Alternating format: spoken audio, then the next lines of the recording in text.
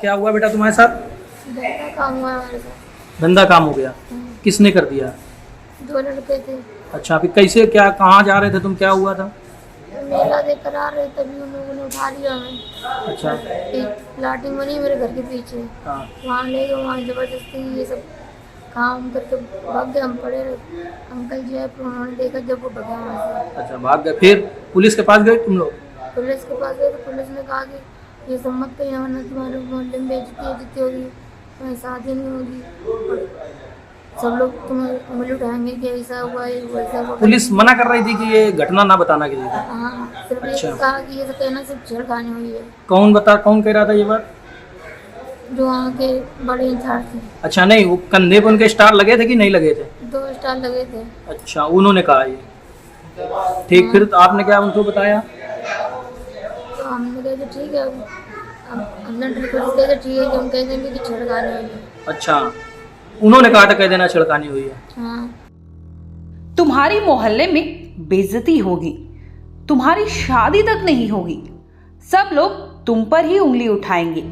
Rape हुआ, rape की शिकायत करने पहुंची लड़की को पुलिस कहती रही कि सबसे कहना छेड़खानी हुई, रेप नहीं। रेप की शिकायत दर्ज करने की बजाय पुलिस करती रही आनाकानी। कानपुर में पुलिस का शर्मनाक कारनामा देखने मिला। कुछ लड़कों ने नाबालिग लड़की को रास्ते से उठाकर उसके साथ गंदा काम किया, लेकिन चौकी में पहुंची रेप पीड़िता को पुलिस समझाती रही कि रेप मत बोलना, शादी नहीं होगी, बदनामी हो जाएगी। इसके बाद पुलिस छेड़खानी की एफआईआर दर्ज कर लड़की को समझाने लगी। इस मामले पर लड़की की मां ने क्या कहा, आइए उसे सुनवाते हैं।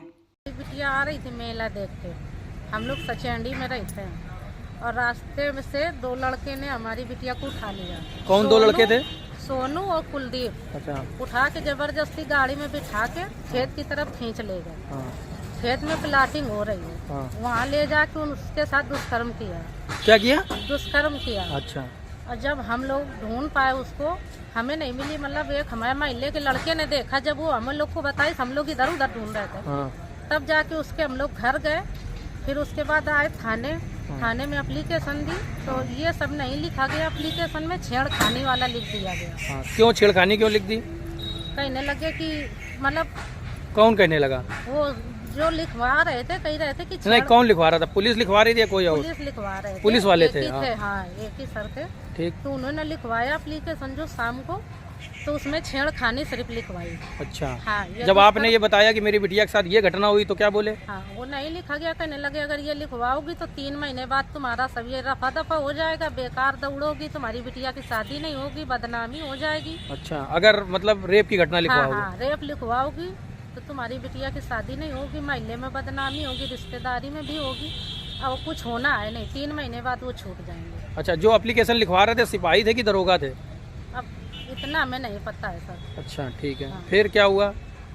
फिर बस एप्लीकेशन ले ली। हाँ। वही, और सुबह जब हम लोग गए हाँ। तो सुबह भी यही बात बोली, तो सुबह भी ये दुष्कर्म वाली नई घटना लिखी गई है। फिर उसमें थोड़ा बहुत कुछ बढ़वा के लिख दिया गया, बस जमा करवा दिया। कहने लगे मुकदमा लगा रहे हैं, जाओ अपना मेडिकल करवाओ। हाँ। मेडिकल में जैसी रिपोर्ट आएगी। तो आप लोगों ने उनको बताया नहीं कि बिटिया हमारी बता रही है कि दुष्कर्म हुआ है? बताया है, तो कह रहे हैं कि ये तो सभी कह देते हैं, अकेले में उससे बार बार पूछ रहे थे। हाँ। जब वो बताने लगी तो उसको फिर सर ने समझाया, एक जो हल्के दरोगा जी थे, अब हम भाई इतना नहीं जानते ठीक सर, है, ठीक है। उन्होंने उसे समझा दिया। कहने लगे बिटिया तुम ऐसा बताओगी तो तुम्हारी जिंदगी खराब हो जाएगी, जो हमसे बताया गया वही। बिटिया से भी अकेले में बंद करके कमरा गेट बंद करके पूछा गया, बिटिया से बोला गया कि अगर तुम ये सब करोगी तुम्हारी पढ़ाई लिखाई बर्बाद हो जाएगी, शादी कौन करेगा तुमसे। तो दुष्कर्म का मुकदमा अभी नहीं लिखा गया? ना ना ना, दुष्कर्म का मुकदमा अभी आप नहीं। लोग कहाँ आए हो? हम लोग यहाँ आए कल्याणपुर सरकारी अस्पताल में मेडिकल करवाने के लिए।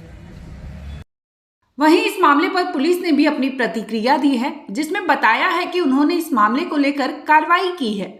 थाना सचेंडी में एक सचेंडी कस्बा के ही रहने वाले एक व्यक्ति द्वारा शिकायती प्रार्थना पत्र दिया गया था, जिसके क्रम में आरोप वर्णित किए गए थे कि उसके नाबालिग पुत्री के साथ में ही 2 लड़कों द्वारा रात में छेड़छाड़ की घटना कारित की गई है, जिसके संबंध में सुसंगत धाराओं में थाना सचेंडी में अभियोग पंजीकृत किया जा चुका है और अभियोग पंजीकृत करने के पश्चात उन लड़कों की, आरोपी गणों की गिरफ्तारी की जा चुकी है और साक्ष्य के क्रम में जो भी साक्ष्य प्राप्त होंगे उसके आधार पर अग्रेतर विधिक कार्रवाई की जाएगी।